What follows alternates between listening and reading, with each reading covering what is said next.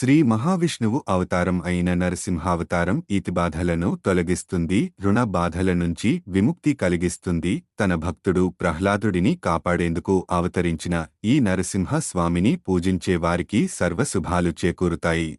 ఈ నరసింహ స్వామిని పూజించడం ద్వారా సర్వాభీష్టాలు చేకూరుతాయి. శనివారం పూట లేదా ప్రతిరోజు నిష్ఠతో పూజించే వారికి ఈతిబాధలు ఉండవు. ఇంకా నరసింహ స్వామి ఆలయానికి వెళ్లి నేతితో దీపం వెలిగిస్తే అనుకున్న కోరికలు నెరవేరుతాయి. భక్త ప్రహ్లాదను తొడపై కూర్చుండబెట్టుకున్న నరసింహస్వామి పటాన్ని ఇంట ఉంచి పూజించే వారికి రుణబాధలు, శత్రు బాధలు ఉండవు. అలాగే లక్ష్మీ నరసింహస్వామిని ప్రతిమను లేదా పటాన్ని పూజించే వారికి సంపదలకు లోటుండదు. ప్రహ్లాదుడు లక్ష్మీదేవితో కూడి నరసింహస్వామి పటాన్ని ఇంట ఉంచి పూజించడం శుభ ఫలితాలను ఇస్తుంది. నరసింహస్వామికి తులసి దళాలతో పూజించే వారికి సర్వ శుభాలు